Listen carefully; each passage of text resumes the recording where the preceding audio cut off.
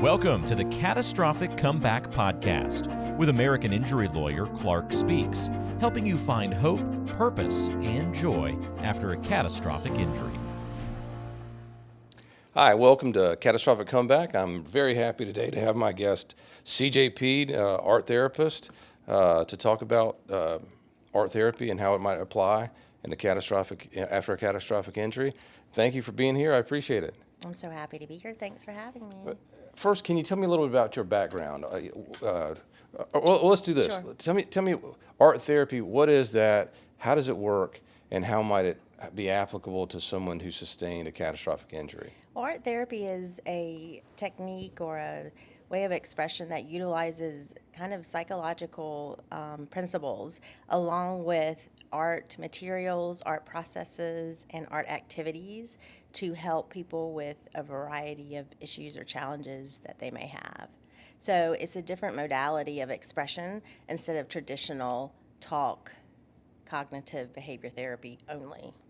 So for example, if somebody processes information or communicates information, generally they would talk about it, right? They might write about it, they might talk about it. Is that what you mean by traditional modalities? Sure. Mm-hmm. And it doesn't have to be just verbal expression. It gives another opportunity for people to figure out what they're feeling, what their thoughts are, and how to find coping mechanisms through the modality of art, basically. Okay, so let me ask you this. In terms of your background, do other people do this art therapy? Is this something that you developed? Can you tell me about a little bit about that? I did not develop it. It has been around since the 1940s. There was a guy a British guy that coined it. There's a mother of, I guess called the mother of art therapy. Namberg is her last name in the 1940s, which kind of defined art therapy for what it is today. And I went to school to get my master's degree in art therapy and counseling. So that's kind of my background with the art therapy part. And before that, I had a master's degree in art from Chapel Hill with a almost minor in psychology. And you had to have both of those components to get into the program. And becoming an art therapist, you get your master's degree, and it's like any other mental health professional where you undergo the same principles of psychotherapy and can diagnose clients. And it's just you have that art component as another resource as well. So it sounds like what you're saying is it's like most therapies, but instead of a person either talking to you, and I'm just trying to get my head around it, talking to you about their challenges or their problems or what they're feeling, or maybe they would talk to you and, It's combined. And like for me personally, I kind of do cognitive behavior therapy, which is, redefining what you're thinking about something and helping people get to a place where they can heal or move forward, and use art as a way to help them without them having to do verbal expression. And when you use art, it can be any kind of material. It could be the process of art that helps. It could be the final product that helps. Sometimes it's just a technique that has nothing to do with any sort of like finished product. It can be different for whoever. I think one thing to bring up that's really important, one of the most asked questions that I get about it is, do you have to be creative? Do you have to have any artistic ability? Absolutely not. You can have never drawn or used any art materials in your entire life, and it can still be beneficial for you. Well, so I remember I remember Mike Ashcraft at Port City Community Church. I remember he talked about this one time. He says if you walk into a room of 5-year-olds and you say, "Who here is an artist?" every single kid raises their hand. Sure. But if you walk into a room full of 16-year-olds and you say, "Who here is an artist?" 2 people will raise their hand. And so, very true. And so what you seem to be saying is that your talent or your aptitude really has no impact on whether this will be beneficial or not. Absolutely. And And it's a modality too we forget as we get older. Because when you are a child and that's the first thing you do is art. Before you can even write, you're drawing, you know? And it's really just a way of expressing yourself. Absolutely. Absolutely. So this is a way of expressing yourself to a therapist who then might be able to help you process whatever it is you're going through. For sure. Mm-hmm. Well, so when we've talked to, we've had other guests on. We've had people who have sustained catastrophic injuries, and we've had people who help, some spiritual people who've helped process these kinds of situations. And there seems to be this sort of process that people go through after an injury or something, or they've lost someone or something along those lines. And we've kind of put it all together and synthesized it. And if you take what a lot of these guys have said and you put it all together, it seems to be like, well, first of all, you need to try to be grateful for whatever you do have, you know. Mm-hmm. So if you have lost the ability to do X, then do you still have the ability to do Y? Or if you've lost a person, then you still have your life, and maybe you still have other people who you care about. So those might be at least things to be grateful for. And then then the next thing is you've got to give yourself time and space to be sad, to be frustrated, to be angry, to be, and then at some point, the suggestion is, okay, now we find peace, and then purpose, and then joy, and then there's another part of it, which is hopefully the complete picture, where that you try to share your healing and your progress with someone else, and that seems to be what people are saying has been helpful to them. With somebody else added this piece of it, which I thought was interesting, is you can actually go think you're here and then go back and back and back and forth in this process. Yeah, it's not a linear process. How does this fit into your? Does this framework make sense to you that I've described? Is it right? Is it wrong in your experience? And how does it fit into your process? It makes sense to me. I think something I would add about it, I definitely agree with the part where you need that space to kind of accept and process. Art therapy can help with the processing part too. Because sometimes you have to kind of reinvent the narrative of what happened, and it's your perceptions, right? And sometimes you have to go through, what you're feeling in your body, what your emotions are. You might be, dysregulated. You might, have anxiety. You might not feel safe. And art therapy is a place where you can kind of work through some of those things as well, even before you get to the part where you're ready to heal, and even going through the process to have a space to do those things is part of your healing process. Reinvent the narrative. Does that make sense, Yeah, but what do you mean reinvent the narrative? Well, when we go through as humans, right, when we go through something that's traumatic, we have a narrative of what happened, and it's our perception, right? There could be two people going through the same exact thing and have different perceptions and outcomes and how it affected them. And so not just the basic facts, like in other words, there was a thing, I fell and that had this injury and this treatment. But what you're talking about is something different from that. What like why? Is that what it is? Why this happened to me? It could be why this happened to me. It could be I'm now scared to go out of my house. It could be 1,000, numerous things. I can't even possibly think about all of them. But it helps reframe it to going back to what you said, to being grateful and to a positive and mindful space, to where you can kind of process and handle it and hopefully move on and be your best self.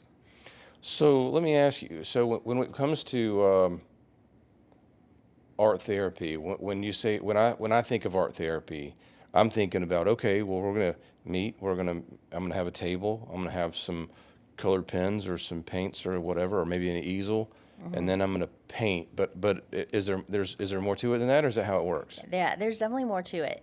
There's a whole framework called the ETC, Expressive therapies continuum, that kind of helps art therapists decide on what kind of project, or we call it art intervention. It's basically art activity, what materials to use, even like the size and type of paper. Every single thing is a choice by the art therapist, because there's certain art materials that that are containing and helpful if someone's really emotional. There's also art materials that say someone's having a difficult time expressing themselves and they're keeping in emotions they might need to release, that would help with that. And an art therapist just takes that person and also maybe into account something that they're comfortable with, some art materials they're comfortable with, and then come up with something that would be helpful for them. So a lot of times we're dealing with and working with and talking to people who have, as a result of one of these catastrophic accidents or injuries, may have permanent physical limitations. They can't do some of the things that they used to do, mobility or whatever. Is there space for them in this process? Absolutely, because that's a huge loss, and you have to process that loss and figure out, how is my new normal going to be? What's it going to look like? How can I be in this space? And there needs to be a mourning process with that too, as well as, like you said, focusing on what you do have. And again, art therapy can help with those coping mechanisms too. Sometimes the art processing is a coping mechanism. Sometimes you realize as you've done an art activity that you have insight within yourself. And that's kind of the hope as a therapist, working with a client, that they get something out of it. I mean, and there's therapeutic goals that you establish as well. But is it fair to, as I can imagine, I remember growing up, and I remember as a kid being like, art was like my favorite subject in school, right? And so, which I think is interesting because I think a lot of people would be surprised by that and maybe even look down on that. But I think that's a mistake, because I think that it's the creative expression it can manifest itself in 1,000 different ways as you get older. Right, and it comes natural. Again, it's like one of the first things we do in an educational setting. We do art. And a lot of people do have fond memories of creating art in elementary school, preschool. Sometimes it's the first thing they remember about school. Well, I remember doing that kind of stuff with my mom as a kid, even before I got to school, and being like, oh, this is fun, and this is, and it's your first I remember there's a song that says, ever since I could talk, I was ordered to listen. You know that Cat Stevens song? And so it seems like art is not that way, right? It's it's just everybody gets out of the way and gives you the space to put your thoughts and your feelings and your energy in a direction. Sure, and there's not a right or wrong way to do it. So if that happens and somebody does create something, what's the process then? Do you look at it and you say, hey, this means such and so, or you interpret it, or you're... I mean, yeah, I can interpret it, but it's more about having the person interpret it and what they feel and what it was for them. And not just the end result, but also the process. Sometimes it's the process.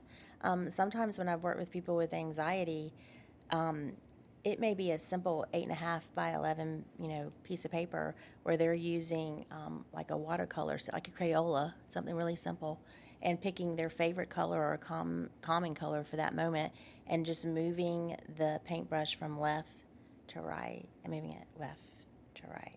So even if And somebody that's just a process that has and they may end up liking the product, and then that might turn into something else, but the process could be enough sometimes.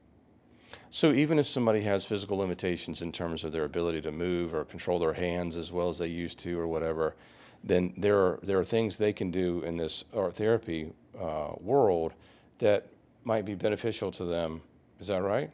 It's absolutely. You don't even have to have the use of your hands. An art therapist, you could tell the art therapist what to do, or the art therapist could talk about colors or visualization, and somehow bring in different types of art materials, and maybe bring in something that has to do with this other senses, like your smell and sight and hearing too. You can kind of incorporate those other parts of the art world as well. So if we're let's say if we have, because I was thinking, okay, if we have a paraplegic, someone who's paralyzed from the waist down, this might make sense. But I was struggling to see if quadriplegia, if a person who's paralyzed from the neck down might be able to participate, and what that might look like. But you're telling me that's a possibility under these circumstances. It can be. The art therapist just needs to be able to, and again, there would probably have to be a little bit more verbal on the intake, of like, okay, what kind of materials would you like to look at? What are your colors? I'm sorry, what kind of what? Materials. Materials. Because sometimes just looking at art can be helpful too. you know? Sure. And having that person maybe dictate something that they want to see. And you help facilitate that too, because, I mean, we have the art background as well if we need to use it. And so then, I guess through that process of thinking about those things, talking about those things, describing those things, so what is the benefit? Is it okay? Let's get our minds off of all this stuff and let's think about something more creative. Is it Sometimes a diagnosis? Is it all the above? What is it? Can be all of the above. It really just is individualized to the person. And also, I just thought of another idea too that you can use with a paraplegic would be like to help them create a collage. And looking through magazines and other materials to create something that way too. Tell me more about what you're thinking as far as that goes, like a collage. Yeah, well, you can look through things and pick out things that are meaningful to you. It could be something that's inspirational. It could be colors. It could be shapes. It could be favorite animals. It could be, some kind of symbol that, speaks to your spirituality, your life, your family. It could be anything, really. Could it be something negative? And, sometimes you hear about people taking something negative and they'll have some kind of, I keep coming back to sports analogies, but I remember, was it the 97 Bulls? This wasn't a negative thing, but or maybe the 98 Bulls, after they finished with their second championship run, I think everybody brought something in that was related to that season, and maybe they talked about it and then they burned it. The idea being not necessarily that it was that wasn't a negative thing, but it was like to celebrate it and move on. But the whole point of it was a way for them to process something and move on to a different phase of life. A cathartic kind of moment. Yeah, yeah. And that can happen too. It can be something that's harder emotions, kind of negative that you might think, or the person might think that would be negative. The end of a relationship or something like that. You just process and work through that too. And sometimes the artwork can be a release of that, to where you can, okay, this is a collage about this terrible thing that happened to me. These are the feelings I have. This is what I associate with it. Now I've made it. Now it's done, and off I go. Move on.